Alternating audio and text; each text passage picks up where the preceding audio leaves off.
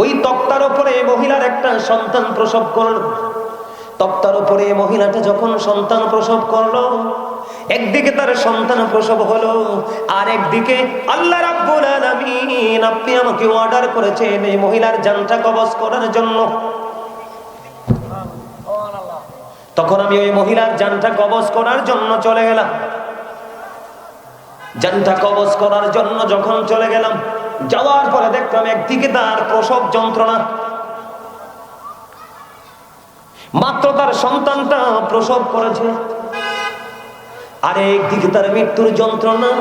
বন্ধু, মৃত্যুর যন্ত্রণাটা 1000 তলোয়ার মারার আঘাতের চাইতেও ভয়ঙ্কর, সবচেয়ে কম যন্ত্রণাটা যেটা। আজরাইল এসে বললেন, আল্লাহ গো, ওই তক্তার উপর যখন ওই মহিলার জানটা কবজ করতে গেলাম, তখন ওই মহিলাকে দেখে আমার মায়া লাগছে। আল্লাহ রাব্বুল আলামিন সঙ্গে সঙ্গে আজরাইলের কথা শুনে মুস্কি হাসি দিলেন। কয় আজরাইল, আর কোন ঘটনা আছে? কয় হ আছে। কয় আর কি ঘটনা? কয় আল্লাহ সাদ্দাত যখন একটা জান্নাত বানালো, পুরো জান্নাত যখন কমপ্লিট করে ফেললো, কমপ্লিট করার পরে যখন সে যে সর্বপ্রথম যেদিন জান্নাতের মধ্যে কদম বাড়িয়ে দিবে, ওই কদমটা যখন বাড়িয়ে দিবে, একটা পা তার ঘোড়ার রেখাবের উপরে, আর একটা পা তার বানানো জান্নাতের দিকে কদমটা বাড়িয়ে দিল। একটা পা তার ঘোড়া রেখাবের উপরে, আর একটা পা তার ওই জান্নাতের দিকে বাড়িয়ে দিল। এই মুহূর্তে আপনি অর্ডার করলেন, আমি তার প্রাণ পাখি কবজ করতে চলে গেলাম। এবার ওই সাদ্দাত বলল, আজরাইল তুমি আমার জানটা কবজ করে নিও, কোনো আপত্তি নাই, তবে একটা বারের জন্য আমি আমার বানানো জান্নাতটা ঘুরে আসি। সাদ্দাত আজরাইলকে অফার করেছেন, প্রস্তাব দিয়েছেন। আজরাইল বলতেছে, না না, আল্লাহ রাব্বুল আলামিন যেটা অর্ডার করেছেন সেটাই। সেদিন তার জানটা কবজ করতে গিয়ে আমার একটু মায়া লাগছে। আল্লাহ আবার হাসি দিয়েছেন, মুস্কি হাসি। কারণ আজরাইল তো পিছনের রহস্য জানেন, আল্লাহ যেটা জানে। কথা বলেন না কেন? আরো জোরে কর না কেন? বন্ধুরি আমার, এবার আল্লাহ রাব্বুল আলামিন আজরাইলকে বললেন, তোমার কথা কি শেষ? কয় হও। এবার আল্লাহ রাব্বুল আলামিন ডেকে ডেকে বললেন, আজরাইল এবার তুমি আমার কাছ থেকে পুরো ঘটনাটা শোনো। তুমি দ্বিতীয়বার যে ঘটনাটা বলেছো, ওই সাদ্দাত জান্নাতের দিকে একটা পা দিল, আর একটা পা ঘোড়া রেখাবের উপরে আমার অর্ডার পেয়ে তার জান কবজ করতে গেছো, তার এই অবস্থা দেখে তোমার মায়া লাগছে, তোমার করুণা হয়েছে রে আজরাইল। ওই আজকের এই সাদ্দাত, ওই যে সমুদ্রের উপরে যেই মহিলার জান কবজ করেছিল, ছোট্ট একটা বাচ্চা, নদীর উপরে ওই বাচ্চাটাই হলো আজকের এই সাদ্দাত। জোরে জোরে কোন আল্লাহু আকবার, আরো জোরে কোন আল্লাহু আকবার। আমি আপনাদেরকে বোঝানোর জন্য, বন্ধু বোঝানোর জন্য বলছি, বিবেকবান যারা ব্রেইন অটোমেটিক্যালি ঢুকে যাবে, আর যারা বিবেকহীন তাদেরকে শরবত বানায় দিলেও ঢুকবে না। আল্লাহ কি করে, যেদিন ওই সমুদ্রের তক্তার উপর থেকে নবজাত শিশুকে প্রসব করার পরে মা কি তুমি জান কবজ করেছিলা, ওই মহিলার ওই সমুদ্রের উপরের সন্তানটাই হলো আজকের এই সাদ্দাত। ওই সাদ্দাত যখন বড় ওই সাদ্দাত যখন সমুদ্রের উপরে ছিল, তখন আমি আল্লাহ তাকে উদ্ধার করলাম, ওখান থেকে তুললাম, তুলে নিয়ে আমি তাকে এক বাঘিনীর কাছে দায়িত্ব দিলাম, তুই বাচ্চাটাকে লালন পালন কর। সে বাঘিনীর দুধ খেয়ে খেয়ে সে বাঘের মতো হিংস্র হলো, অনেক শক্তিশালী হলো। তাকে 100 মণ লোকের বাদশাহী দিলাম আমি যখন তাকে বাদশাহী দিলাম, সে যখন ক্ষমতা পাইল, এবার সে আমি আল্লাহকে ভুলে নিজেকে আল্লাহ দাবি করতে পর্যন্ত দ্বিধা করে না। আওয়াজ তুলে বলেন না নাউজুবিল্লাহ।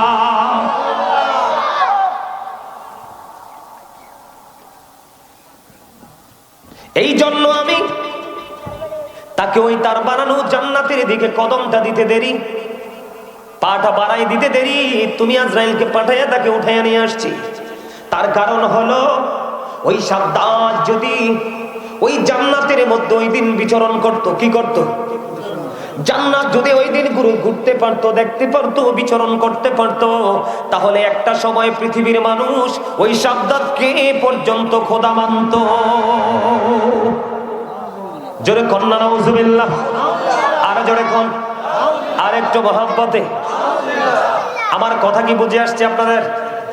এত ক্ষমতা দিল, নদীর উপর থেকে বাঁচাই আনলেন, বাঘিনীর মতো শক্তিশালী করলেন, বাঘিনীর দুধ খাওয়াইয়া তাকে বড় করলেন, আল্লাহর সাথে এসে পাল্লা দিয়ে বন্ধু জান্নাত বানাইলো। কিন্তু সব ঢুকার ভ্রমণ করার কোনো সুযোগ হলো না। এই জন্য আমি আপনাদেরকে বলে দিই, আপনাদের মধ্যে যত ধরনের অহংকার থাকুক, আত্মগরিমা থাকুক, আপনাদের মধ্যে যত ধরনের পাওয়ার থাকুক, বড় বিল্ডিং থাকুক, মাঠের মধ্যে জমিন থাকুক, সোনা গয়না টাকা পয়সা থাকুক, আপনার পাওয়ার কখনোই কোনো কাজে লাগবে না যদি মালিক এগুলোকে কাজে না লাগায়। আমার কথা কি আপনারা বোঝেন? বলে হুজুর এখানে কয়েকটা কারণ। আজকে দেখেন, গত শুক্রবারের আগের শুক্রবারে এক হুজুরের সাথে এক অ্যাডভোকেটের কথা বুঝে নেবেন। আমার অ্যাডভোকেটের সাথে কথা, তো অ্যাডভোকেট সাহেব আসছেন, কয়েকজন হুজুর বসছেন, কয় আপনাদেরকে একটু আপ্যায়ন করতে চাই। আপ্যায়ন করবেন? কয় হ। কয় না, আমাদের আপ্যায়ন করা লাগবে না। কয় হাফ হাফ করে খান, একটু একটু চা। এবার কথা বলতে বলতে বন্ধু বললেন, নবীজি তো একজন মানুষ ছিলেন। তো হুজুর বলছে, হ্যাঁ, পৃথিবীর দৃষ্টিকোণ থেকে তিনি একজন মানুষ ছিলেন, তবে আমাদের মতো মানুষ নয়। কথা বলেন না কেন? রাসূল বলছে না, ক্বালা আইয়ুকুম মিথলি, তোমরা কে আছো আমার মতো? রাসূলের মতো তো কেউ হতে পারে না, পারে না। বন্ধুরে আমার, এবার তিনি বললেন হাদিস মানে কি? রাসূল যা করেছেন আমাদেরকে করার জন্য রাস্তা দেখিয়েছেন এবং সাহাবাই কেরামদেরকে করতে দেখে নিষেধ করেননি। কই হ, তাহলে এগুলো তো ভুলও হতে পারে। নাউজুবিল্লাহ বলবেন না? এগুলো কি হতে পারে? হাদিস যেহেতু নবীজির, কার কথা কর না কেন আপনারা? চিন্তা করেন, আল্লাহ রাসূলকে কার সাথে তুলনা করেছেন? মানুষের সাথে, একজন সাধারণ মানুষ। তার মানে আমরা যেমন কাজে কর্মের মধ্যে ভুল করি, তার মানে নবীজিও এরকম ভুল করতে পারে। এরকম থিওরি, এরকম চিন্তা আমাদের মাঝে লোকেদের আছে না নাই? আরো জোরে বলেন না, আছে না নাই? সম্মানিত উপস্থিতি, আপনাকে আমাকে সর্বপ্রথম ইমানদার হতে হবে। কি হতে হবে? রাসূলের যা যা গুণ আছে সব কিছুকে আমাদেরকে বিশ্বাস করতে হবে। যেমন আজকে আমাদের দেশে কিছু ঝামেলা আমরা দেখতে পাই। যেহেতু আপনারা পবিত্র ঈদ মিলাদুন নবী বলেছেন, এখন আমাদের দেশে কিন্তু নবীজির মিলাদকে বিশ্বাসই করে না। অনেক লোক আছে কয় মিলাদ নাই। তো মিলাদ যদি না থাকে তাহলে নবীজির মিলাদ নাই মানে কি? নবীজিও নাই। মিলাদকে অস্বীকার করা মানে কি? নবীজির আগমনকে অস্বীকার। আল্লাহ বলছেন, আমি তোমাদের জন্য পাঠিয়েছি সিরাজুম মুনীরা, উজ্জ্বল প্রদীপ, নূরাম মুবিন, সুস্পষ্ট আলো। আল্লাহ সে আলোকে কি করব? আল্লাহ বলেছেন ফালিয়াফরাহু, তোমরা আনন্দ উৎসব করো। লাভ হবে কি? আল্লাহ বলেছেন হুয়া খায়রুম মিম্মা ইয়াজমাউন, এটা তোমাদের পুঁজি করা সম্পদ চাইতেও দামি। জোরে জোরে কন্না সুবহানাল্লাহ। আমার কথা আপনারা বুঝেন নাই? তার মানে আল্লাহ আমাদের কাছে কি পাঠাইছেন? উজ্জ্বল প্রদীপ পাঠাইছেন, নূর পাঠিয়েছেন, আলো পাঠিয়েছেন। তো সেই নূর পেয়ে, আলো পেয়ে আল্লাহ রাব্বুল আলামিন আমাদেরকে বলেছেন তোমরা আনন্দিত হও। কি হও? আনন্দিত হও। আনন্দিত হও। তা আনন্দিত হলে কি লাভ হবে? উল্লাস করলে কি হবে? আল্লাহ রাব্বুল আলামিন বলেছেন হুয়া খায়রুম মিম্মা ইয়াজমাউন, এটা তোমাদের পুঁজি করা সম্পদ চাইতে দামি। জোরে জোরে কন্না সুবহানাল্লাহ। আরো জোরে বলেন না সুবহানাল্লাহ। তাহলে এই মিলাদকে বিশ্বাস করা, মিলাদকে সাপোর্ট দেওয়া, মিলাদের পক্ষে থাকা, এটা ইমানদারের কাজ। এটাও কিন্তু আকীদার অন্তর্ভুক্ত। এটাও কি? আপনার ইমানের অন্তর্ভুক্ত। আপনি নামাজ, রোজা, হজ, যাকাত যা ইচ্ছা সবই করতেছেন, কিন্তু নবীজির মিলাদকে বিশ্বাস করতে পারতেছেন না এবং করেন না, তাহলে এটা কখনোই আপনি কখনো ইমানদার হতে 100% পারবেন না। আমার দিকে তাকান। বিশেষ করে ইমান ধ্বংস হওয়ার মতো কিছু কাজ মানুষ দেদারসে করতেছে। আপনারা বলেন তো, নবীজি নূর না মাটি? সবার বিশ্বাস কি? হাত তোলেন তো, কে কে নূর? সবাই নবীজিকে নূর মানেন তো?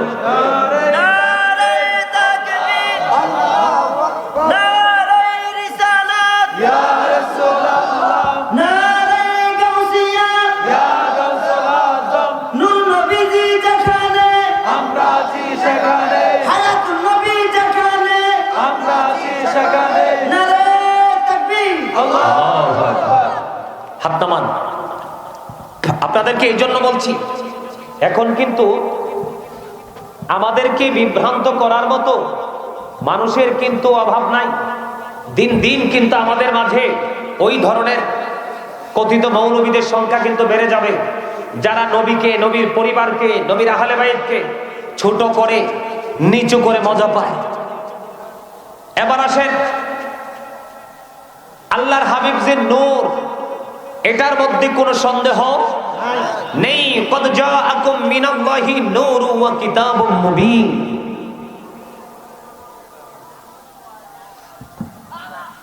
আল্লাহ রাব্বুল আলামিনের কাছ থেকে আমাদের কাছে কি এসেছেন? নূর এসেছেন এবং সুস্পষ্ট কিতাব এসেছে। জোরে করেন না সুবহানাল্লাহ। আরে আরো জোরে বলেন না সুবহানাল্লাহ। কারণ নবীজি যখন আল্লাহর প্রিয় হাবিব সরকারে মদিনা, সৃষ্টি হওয়ার আগে কোনো কিছুই ছিল না, সব কিছু হয়েছে নবীজি আসার পরে।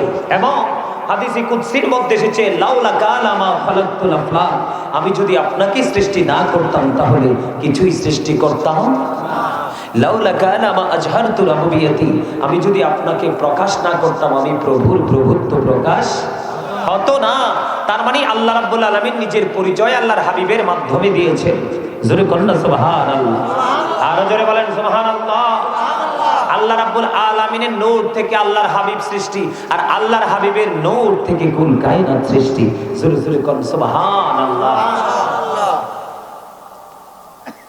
সম্মানিত উপস্থিতি, আল্লাহ রাব্বুল আলামিন সব নূর কইলে অনেকের মাথা নষ্ট হয়ে যায়। নূর মানে হলো আলো। নূর মানে কি? আলো। নবীজি কি আলো ছিলেন না অন্ধকার ছিলেন?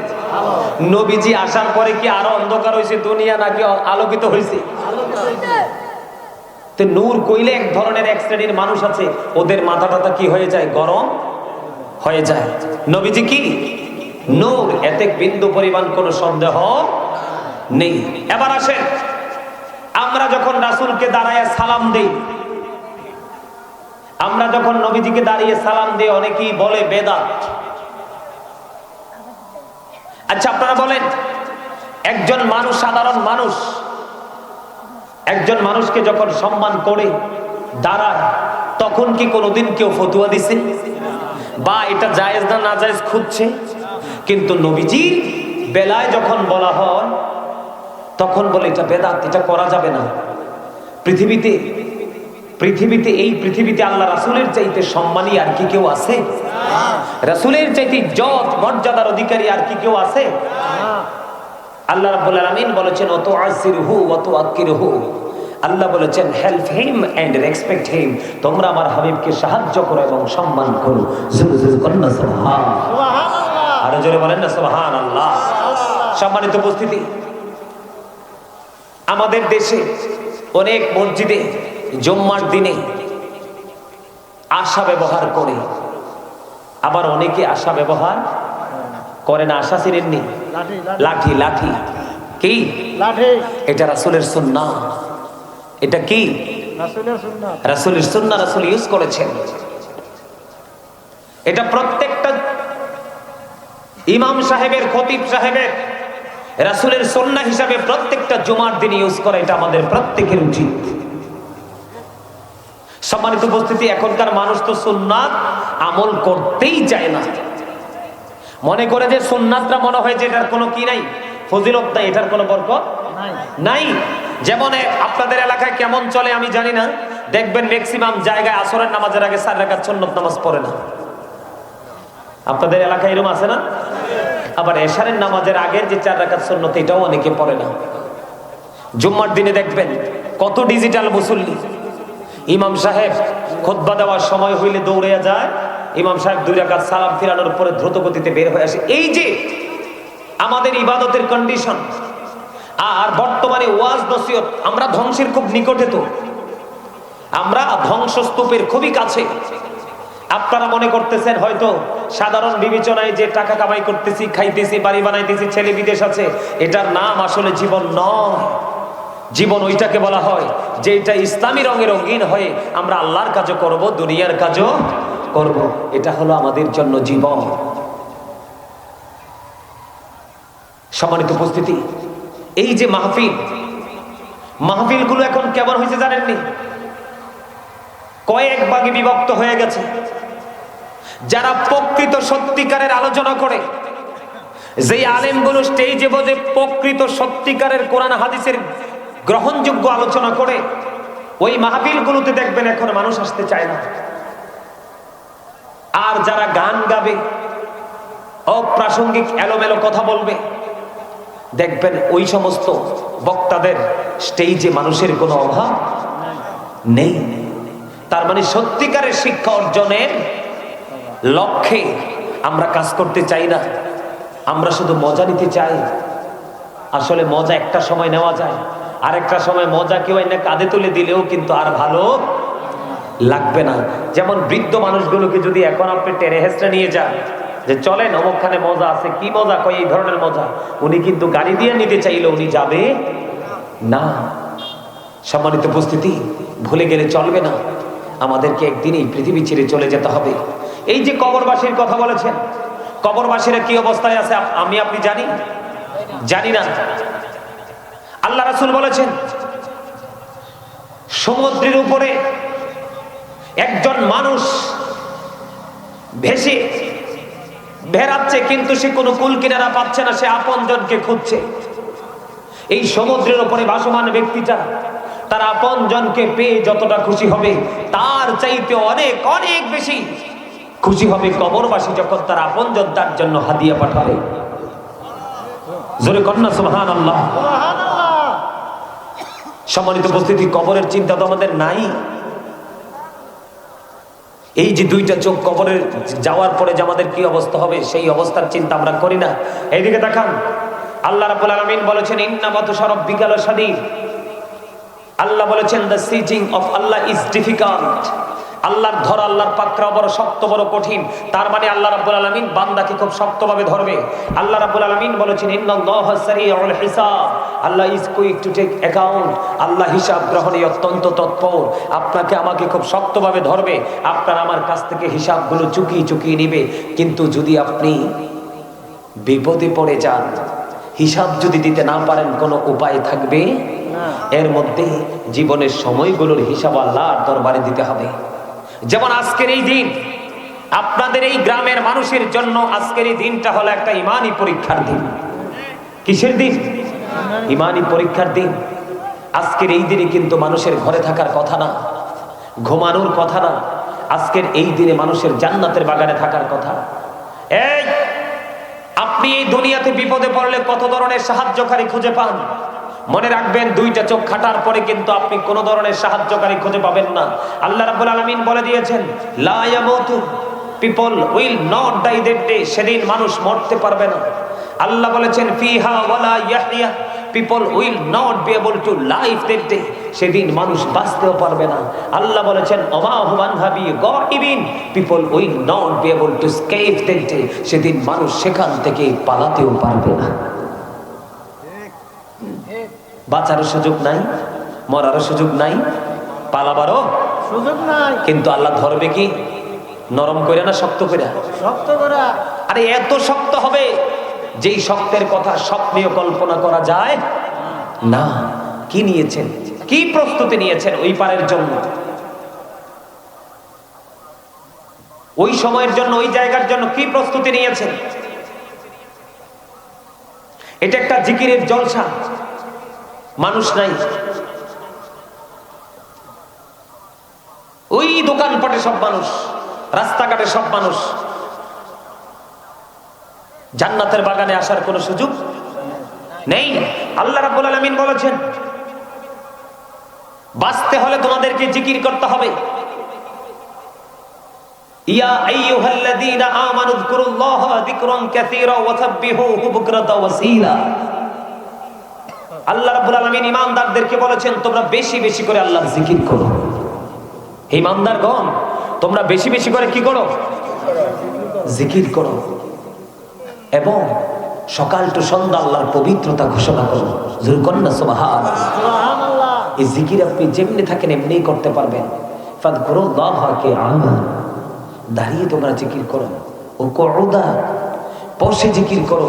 ওয়া আলা যুনুবিকুম, তোমরা শুয়ে শুয়ে জিকির করো। তারপরেও জিকির বন্ধ করা যাবে না। যারা জিকির করে তারা হলো জিন্দা, আর যারা জিকির করে না তারা হলো মুর্দা। কোন সুস্থ মানুষ, কোন সুস্থ মস্তিষ্কের মানুষ আজকের এত সুন্দর জান্নাতের বাগান ছেড়ে সে ঘরে থাকতে পারে না। কারণ মাহফিলটা প্রতিদিন হয় না, প্রতি রাতে হয় না, শীতের কয়েকটা মাস হয়, তাও কোন কোন এলাকায় হয়, কোন কোন এলাকায় হয় না।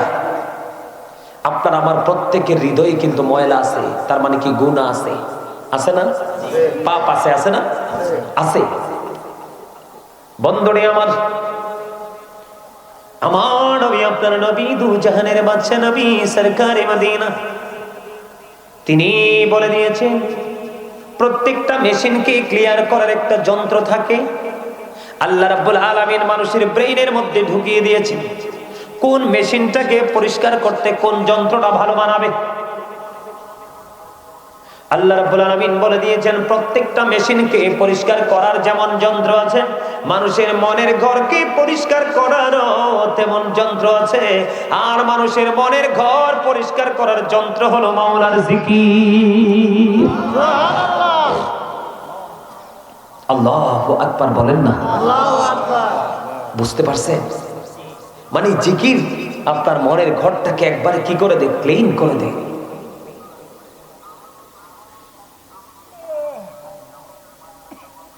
জিকির করলো আমাদের লাভ, দরুদ পড়লো আমাদের লাভ। লাভ না লাভ? কথা বলেন না কেন? লাভ না লস? আরো জোরে। বন্ধুরে আমার, কেমন ধরনের লাভ হবে আমি আপনাদেরকে বলি। কেউ যদি জিকির করতে করতে আল্লাহর দিকে 1 বিঘা পরিমাণ যায়, আল্লাহ রাব্বুল আলামিন ওই বান্দার দিকে 1 গজ পরিমাণ এগিয়ে আসে। জিকির করতে করতে করতে করতে কেউ যদি বন্ধু আল্লাহর দিকে 1 হাত পরিমাণ এগিয়ে যায়, আল্লাহ রাব্বুল আলামিন ওই বান্দার দিকে 2 হাত পরিমাণ এগিয়ে আসে। কেউ যদি জিকির করতে করতে আল্লাহর দিকে বন্ধু হেঁটে হেঁটে যায়, আল্লাহ রাব্বুল আলামিন জানিয়ে দিয়েছেন, হাদিস শরীফের মধ্যে এসেছে, আল্লাহ আপনার আমার প্রাণের নবী বলে দিয়েছেন, কেউ যদি হেঁটে হেঁটে আল্লাহর দিকে যায় জিকির করতে করতে, আল্লাহ রাব্বুল আলামিন আল্লাহর বান্দার দিকে দৌড়ে আসে। তাহলে জিকির করলে গুনাহ মাফ হয়ে যায়। জিকির করলে জিন্দা মানুষ হিসাবে বিবেচিত হওয়া যায়।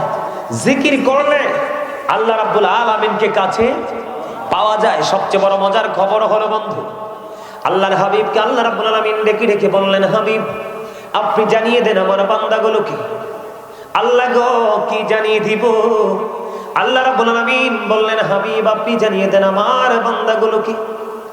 আমার বান্দাগুলো পৃথিবীর বুকে বসে কোনো জলসায় যখন আমি আল্লাহর জিকির করে, আমি আল্লাহ তার চাইতে উত্তম জলসায়, আল্লাহ রাব্বুল আলামিন নিজে বলতেছেন, আমি আল্লাহ ফেরেশতাদেরকে নিয়ে তার চাইতে উত্তম জলসায় আমি আমার বান্দার জিকির করি। জোরে জোরে বলেন না সুবহানাল্লাহ।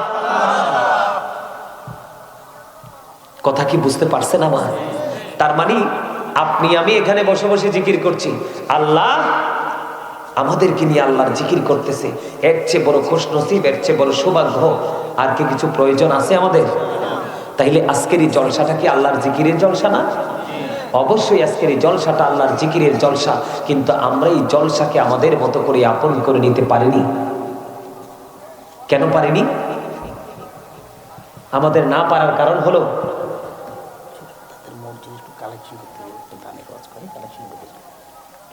আমার কথা কি আপনারা বুঝতে পারছেন? বুঝতে পারছেন? আপনারা তো কই না, আপনাদের কি মরা মানুষের মতো লাগে আমার কাছে। হ্যাঁ, আরে মিয়া এদিকে চান, আপনারা আছেন না?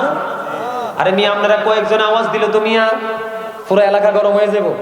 5 জন ছেলে এক লগে দাঁড়াই একটা আওয়াজ দিলে তো ধরেন এই এলাকা পুরো গরম। আর আপনারা কি এখানে শুধু 5 জন মানুষ? ওয়াজ শোনার জন্য এত মানুষ, যেটার মধ্যে লজ্জাস্থান ও ঢাকার ব্যবস্থা আছে, সাজেরও ব্যবস্থা আছে, তাকওয়াও আছে। 3 রকমের 3টা হলে ভালো হয়, নাকি একটার মধ্যে 3টা গুণ থাকলে ভালো হয়? You are great, absolutely right answer. আমার চাস্তো ভাইটা খুব সুন্দর করে বলছে। এখনকার মানুষ কিন্তু একের ঘরে 10 চায়, একের ঘরে 100 চায়, ঠিক না? মানুষ কিন্তু অনেক লম্বা থেকে ছোট্ট মেসেজ চায় না, ছোট্ট জায়গা থেকে বড় মেসেজ চায়। সম্মানিত উপস্থিতি, এই পোশাকটা যে আল্লাহ বলছেন, পোশাকের কন্ডিশনটা কি? আমার দিকে তাকান। উপর দিয়ে থাকবে লুঙ্গি হোক, প্যান্ট হোক, পায়জামা হোক, ট্রাউজার হোক, যেই পোশাকই হোক, উপর দিয়ে থাকবে নাভি বরাবর। কি বরাবর? অথবা আপনি উপরে রাখতে পারেন, আর নিচে দিয়ে থাকবে টাকনুর উপরে। এই কন্ডিশনে পোশাকটা পরা আমরা ইমানদার হিসাবে আমাদের জন্য ফরজ। কি? উপর দিয়ে নাভি বরাবর, নিচে দিয়ে টাকনুর। এটা কে বলেছেন? আল্লাহ। আপনারা বুকে হাত দিয়ে বলেন তো, আপনাদের ছেলেরা, আপনাদের নাতিরা এই যে অসভ্য পোশাকটা পরে পরে ঘুরছে, আর এই একটা পুরুষ আর একটা পুরুষের দিকে তাকাইতে পারে না, তার সামনের দিক দিয়েও তার লজ্জাস্থান দেখা যায়। বিশেষ করে সবচেয়ে বেশি আফসোস লাগে শুক্রবার দিনে। মুসল্লিরা তো, মানুষ তো প্রতিদিন মসজিদে যায় না, সব ধরনের মানুষ জুম্মার নামাজ পড়তে যায় না? জুম্মার নামাজ পড়তে গেলে যখন রুকুতে যায়, আপনারা দেখবেন তার পিছন দিক দিয়ে 100% লজ্জাস্থানটা আরেকজন দেখতে পায়। তা আল্লাহ না বলছে, আমি তোমাকে পোশাক দিয়েছি তোমার লজ্জাস্থান ঢাকার জন্য। এখন তুমি পোশাক পরছো ঠিকই, তারপরেও তোমার লজ্জাস্থানটা ফাঁকা। এখন তুমি কি আল্লাহর কথা মেনেছো নাকি অমান্য করেছো? তাহলে সে আর মুসলমান আসেনি? কথা কোন আসেনি মুসলমান? যে প্রত্যেকটা কদমে কদমে, প্রত্যেকটা স্টেপ বাই স্টেপ সে ইসলামের বিধানকে অতিক্রম করে, ওভারটেক করে সে নিজের মতো চলছে, তার কাছে কি ইসলাম আছে? তো যার কাছে ইসলাম নাই সে কি মুসলমান? আমরা বাংলাদেশের মুসলমান ম্যাক্সিমাম, অন্য দেশের কথা বলি না, আমরা ম্যাক্সিমাম মুসলমান জন্মগতভাবে মুসলমান। আকীদার বিবেচনায় যদি আমি এখন মুসলমানের কথা বলি, অগণিত অসংখ্য মুসলমান নামেই আছে, কিন্তু সে পরীক্ষায় ইন্টারভিউ পাস করতে পারবে না। আপনারা বলেন তো, আপনাদের এলাকার ছেলেরা কি মুরব্বীদেরকে রাস্তায় দেখলে এখন আর সালাম দেয়? এটা একটা কর্তব্য, রাসূলের নির্দেশ যে পরিচিত হোক অপরিচিত হোক দেখলে সালাম দিয়ে দিবা। এখনকাকে মানুষ মারা গেলে মানুষের জানাজায় যায়, ঘরে বসে থাকে। আবার অনেক সময় দেখা যায় অনেকে গেলেও কবরে থেকে দাফন করতে যায় না। আছে না নাই? কেউ বিপদে পড়লে তার বিপদ উদ্ধার করার জন্য এগিয়ে যাওয়া, কেউ ডাক দিলে তার ডাকে সাড়া দেওয়া, এই কর্মগুলোর সাথে এখন আর আমরা থাকতে চাই না, ঠিক না? সম্মানিত উপস্থিতি, আমরা শুধু স্টেজে হুজুর আসলে এবং বাড়ির আঙ্গিনায় যদি ভালো কোনো আলেম থাকে, আমরা তাদেরকে শুধু প্রশ্ন করি একেবারে সূক্ষ্ম সূক্ষ্ম বিষয়গুলো নিয়ে, যেগুলো সাধারণ মানুষের প্রয়োজন নেই। কিন্তু যেগুলো সাধারণ মানুষের প্রয়োজন সেটাই কিন্তু মুসলমান জানে না। যেটা জানা প্রয়োজন সেটার ধারে কাছেও নাই, আর যেটা তোমার জানার প্রয়োজন নেই সেটার পিছনেই তুমি ছুটছো। আমি যদি আপনাদেরকে বলি, প্রতিদিনের সব ধরনের মানুষের কোন কাজটা সবচেয়ে বেশি পছন্দের, না করলেই নয়, এটা ছাড়া মানুষ বাঁচতে পারবে না, সেই কাজটা কোনটা বলতে পারবেন? সেই কাজটা হলো খাবার খাওয়া। কি খাওয়া? খাবার ছাড়া কোনো মানুষের বেঁচে থাকা সম্ভব। যিনি অসুস্থ উনি খাইতে পারে না, তারপরেও বাধ্য খাইতে, কারণ ওষুধ খাইতে হবে তো। ঠিক কিনা বলেন? আরেকজন কন্টিনিউ তিনি কাজে ব্যস্ত, সময় নাই, তারপরেও কিছু খেয়ে কাজে যেতে হবে, না হয় নির্দিষ্ট সময়ের পরে বডি দুর্বল হয়ে যাবে। আমার কথা কি আপনারা বুঝেন? এখন যদি আমি আপনাদেরকে প্রশ্ন করি যে খাবার কিভাবে খেতে হবে নিয়মটা একটু আমাকে বলেন তো, পারবেন? কোন সিস্টেমে আল্লাহ রাসূল কিভাবে খাবার খেতে আমাদেরকে শিক্ষা দিয়েছেন, কোন পদ্ধতিতে খাবারটা খেতে হবে, এই প্রশ্নটা যদি এখন আপনাদেরকে আমি করি, আপনারা আমাকে যথাযথ উত্তর কেউ দিতে পারবেন না। কারণ আমরা তো সেই ট্রেনিং নিতে চাই না। আমরা ট্রেনিং নিতে জানি একজনের ছেলে চলে গেছে লন্ডন, আমারটা যাবে আমেরিকা। একজন একতলা ভবন তৈরি করেছে, আমি করবো দোতলা ভবন। একজন ওই পাশের 1 বিঘা জমি কিনেছে, আমি আমার ছেলেদেরকে ইনফর্ম করবো আমি পাশের জমি বিক্রি করলে ডাবল টাকা দিয়ে কিনতে প্রস্তুত, না হয় আমার প্রেস্টিজ নষ্ট হয়ে যাবে। কথা কন না কেন? কিন্তু আজকে যেই বিষয়গুলো নিয়ে আমাদের কম্পিটিশন করা দরকার, আমরা সেই বিষয়গুলো নিয়ে কম্পিটিশন করি না। কথা বলে। আমি আপনাদেরকে বলি, গতকালকের মাহফিলও বলছি, আমি মেসেজটা ডিলিট করে দিছি না, আমি আপনাদেরকে দেখাইতে পারতাম। আমাকে গতকালকে 5টা 18 মিনিটে একটা মেসেজ পাঠাইছে। উনি মেসেজ লেখছে যে হুজুর আসরের নামাজ 4 রাকাত। কয় রাকাত? নাউজুবিল্লাহ কইতেন না। আসরের নামাজ কি 4 রাকাত? কয় রাকাত? 8 রাকাত। সে লেখছে মেসেজ, হুজুর আসরের নামাজ 4 রাকাত, আমি কি 4 রাকাত ফরজ পড়বো নাকি 4 রাকাত সুন্নত পড়বো? আপনারা বুঝেন নাই কি? আসরের নামাজ কয় রাকাত? এখন কি আমি 4 রাকাত সুন্নত পড়বো নাকি 4 রাকাত ফরজ পড়বো? তো 4 এ 4 কত হয়? 8 হয়। আমি ধরে নিলাম তোমারই 4, তোমার কথা অনুযায়ী 4 এ ধরে নিলাম, তো তুমি কি বেকুব? একটা নামাজ যদি 4 রাকাত হয়, এটা যদি কোনো নামাজ না থাকে তাহলে অবশ্যই এটা ফরজ হবে। কি হবে? কথা কন না কেন? ফরজ হবে না? কারণ এটা ওয়াক্তিয়া নামাজের একটা ওয়াক্ত। এই নামাজগুলো আমাদেরকে পড়তে হবে। সম্মানিত উপস্থিতি, এই যে আজকে আপনারা ঈদে মিলাদুন নবী, ঈদ মানে কি? খুশি। ঈদ মানে হলো আনন্দ, ঈদ মানে হলো ফিরে আসা। আর মিলাদ মানে হলো নবীজির আগমন, জন্ম বৃত্তান্ত, নবীজির বিলাদত মুবারক, নবীজির দুনিয়ায় শুভ আগমন, এটাকে বলা হয় মিলাদ। এটাকে কি বলা হয়? কথা বলেন। আপনারা মিলাদ পছন্দ করেন না? অবশ্যই করেন, নাইলে তো মিলাদুন নবীর মাহফিল করতেন না। তো আপনারা কতটুকু খুশি হয়েছেন আমি জানি না। হেডলাইনে দিয়ে আপনারা যেভাবে দিয়েছেন পোস্টারে, আপনারা খুশি প্রকাশ করেছেন, নিজেদের আনন্দ প্রকাশ করেছেন লেখনির মাধ্যমে, কলম দ্বারা। আসলে সত্যিকার অর্থে কি আপনারা খুশি হয়েছেন? আরো জোরে কর। অনেকটি তো হাসতেও জানে না, যেটি হাসতে জানে না এটি হার্ট অ্যাটাক করে মরবো। কারণ যে মানুষ সব সময় ওই এক ধরনের পেঁচা আছে, পেঁচা দেখছেন নি? গাছের ডালে বসে থাকি মুখ ভার করে, ওই সমস্ত মুখ ভার করে যে মানুষগুলো কন্টিনিউ থাকি স্পট ডেড, এটা জাগাত শেষ হয়ে যায়। কারণ এটা একা একা থাকতে থাকতে থাকতে থাকতে এটা সব কিছু কি হয়ে যায়? স্লো হয়ে যায়, একটা পর্যায়ে এটা বন্ধ হয়ে যায়। তখন এটা কি হয়ে যায়? জাগাত একবারে ফিনিশ হয়ে যায়। এর লেগে মাঝে মাঝে একটু হাসি দিবেন। কি একটু কি করবেন? একটু হাসি দিবেন। হাসির দরকার আসেনি? কথা বল না কেন? আচ্ছা গেল ওইটা। এরপরে লেখছেন কবরবাসীর স্মরণে,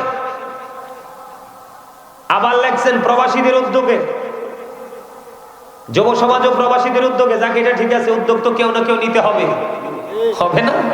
দেশ থেকে হোক আর বিদেশ থেকে হোক, নিতে তো হবে। সম্মানিত উপস্থিতি, আসলে পৃথিবীটা দিন দিন নষ্ট হয়ে যাচ্ছে, বিশেষ করে সবচেয়ে বেশি নষ্ট হচ্ছে মুসলমান। বলো হুজুর বাকি তারা কি নষ্ট হচ্ছে না? এদের কোনো নষ্ট টষ্ট নাই তো। আল্লাহ এদের জন্য ডাইরেক্ট ওয়াজ করে দিছে।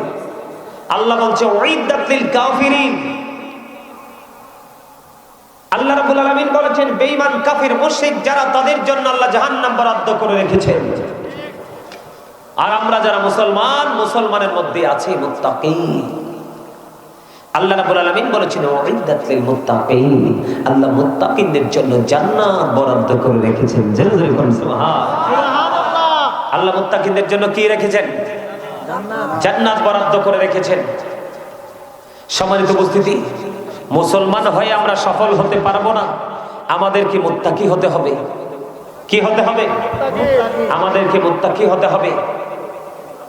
মুত্তাকি হতে না পারলে আমরা কখনোই সফল হতে পারবো। সফলতা অর্জন করতে হলে এই জন্য আমি ছোট্ট একটা আয়াত তেলাওয়াত করেছি, ওমা আরসালনাকা ইল্লা রাহমাতাল লিল আলামিন।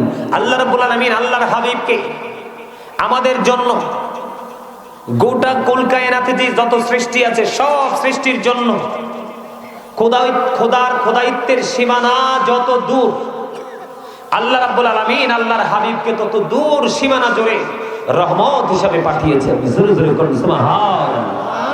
আর জোরে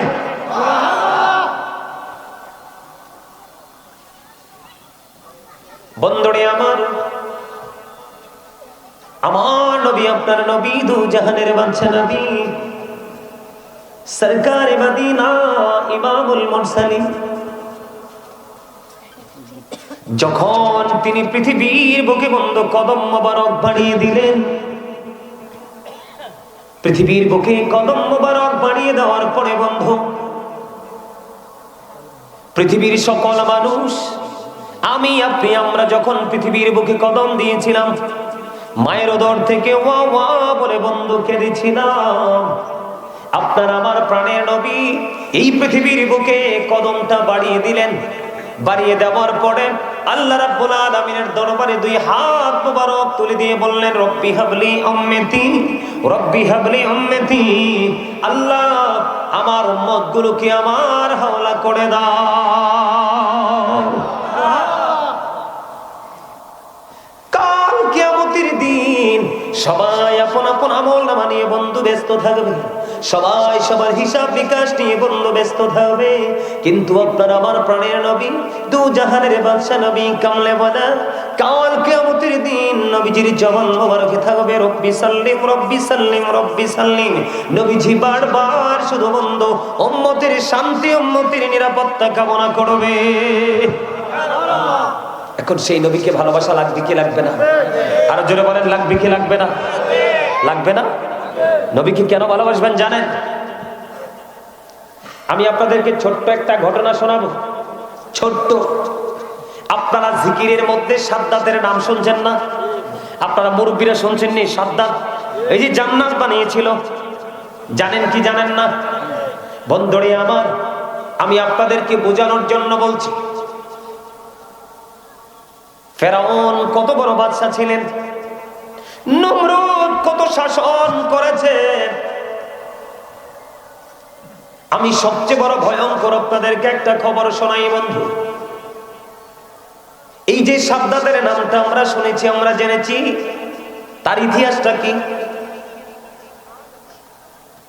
বন্ধুরে আমার, আল্লাহ রাব্বুল আলামিন আজরাইলকে প্রশ্ন করলেন, আজরাইল তোমার জীবনে তুমি শুধু প্রাণীর জান কবজ করেছো,